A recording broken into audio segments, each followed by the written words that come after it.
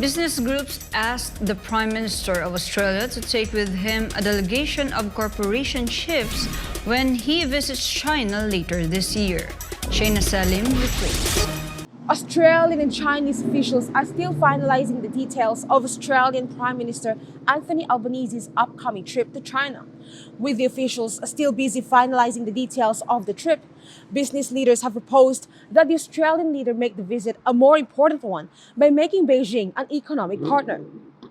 Albanese confirmed he'd accepted Chinese President Xi Jinping's invitation to visit Beijing this year, following a meeting with Chinese President Li Chang on the sidelines of last week's East Asia Summit. It will be the first time an Australian Prime Minister will visit China since Malcolm Turnbull did so in 2016. Australia-China Business Council President David Olsen said he hoped Albanese would take representatives from the business community, noting that it would be a lost opportunity to leave them behind since Canberra's relationship with Beijing is mainly economic.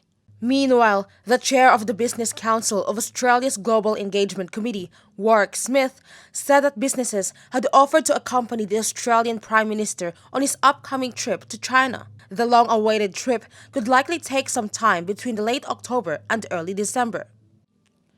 Sources said that China wants Australia to avoid setting any preconditions on the upcoming trip.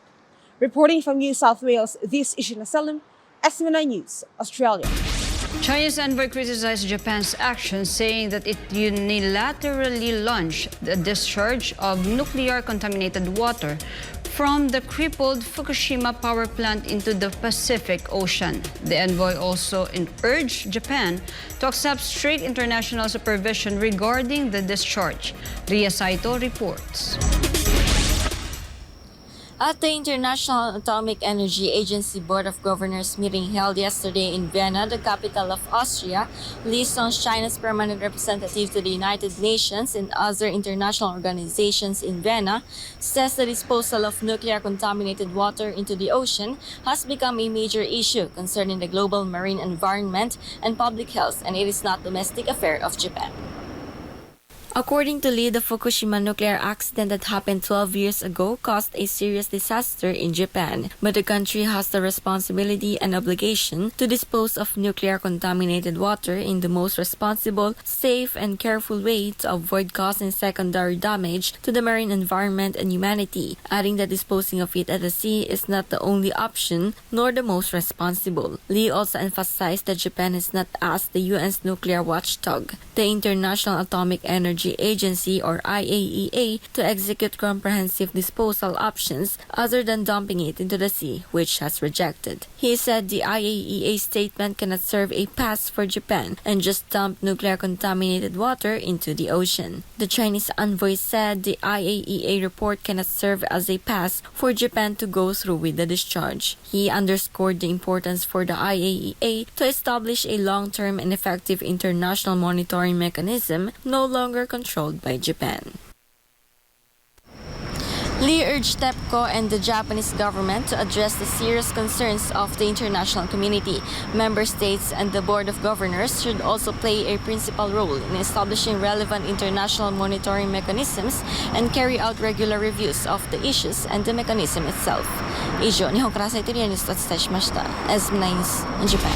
Meanwhile, Kuwait prepares to send dozens of athletes to the biggest multi-sport international event in China, which boasts of more participants compared to the Olympics.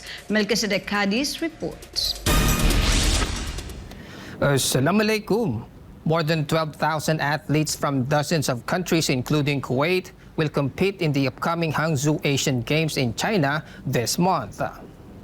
The giant sports festival set to take place in eastern China will start on September 23, 2023 and conclude on October 8, 2023. The Asian Games has recorded more than 12,400 athletes, which means it has more participants compared to about 11,000 participants who joined the Tokyo Olympics 2 years ago. The Kuwaiti delegation will be sending 140 athletes for the Hangzhou Asian Games, consisting of 117 male athletes and 23 female athletes. The delegates will be leaving for China on September 19th. The Games were initially scheduled to occur in 2022, but got postponed due to the COVID-19 pandemic. The Asian Games is China's biggest multi-sport international event since its pandemic restrictions ended nearly a year ago. Barakalafikum jami'an kan hada Melchizedek Kadi sa Khbar SMNI, Kuwait. The newly appointed Prime Minister of Cambodia will visit China this week as the Southeast Asian country takes further steps to build stronger ties with the economic powerhouse. Chatmongkon Pisamay Guson reports. Cambodian Prime Minister Hun Manet will meet Chinese President Xi Jinping during his two-day official visit to China.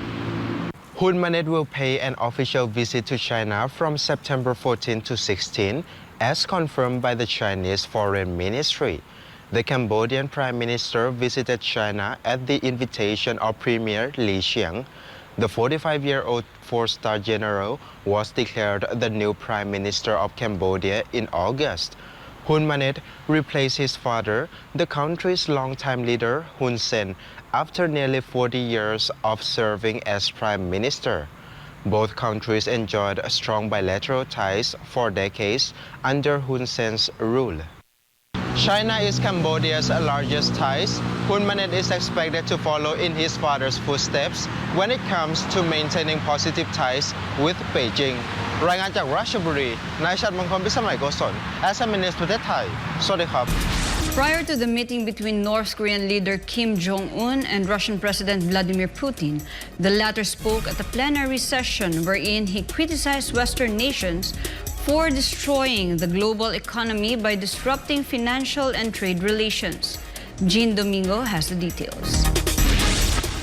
Russian President Vladimir Putin voiced his concerns about Western countries damaging the global economic system they played a role in creating. He expressed these worries during a speech at the Eastern Economic Forum in Vladivostok.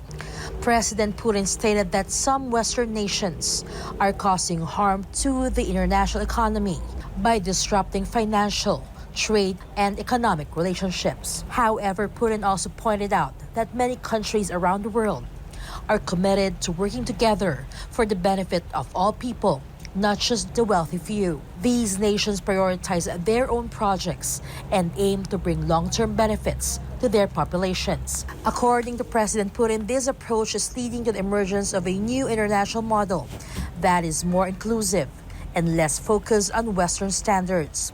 Russian Foreign Minister Sergei Lavrov also highlighted the growing influence of groups like the BRICS economic bloc and the Shanghai Cooperation Organization as more countries seek alternatives to Western-dominated international institutions. Lavrov argued that many nations feel the need to bypass these Western institutions due to grievances and sanctions imposed by the U.S. and European unions. Reporting for Newsline World, this has been Jean Domingo, SMNI News.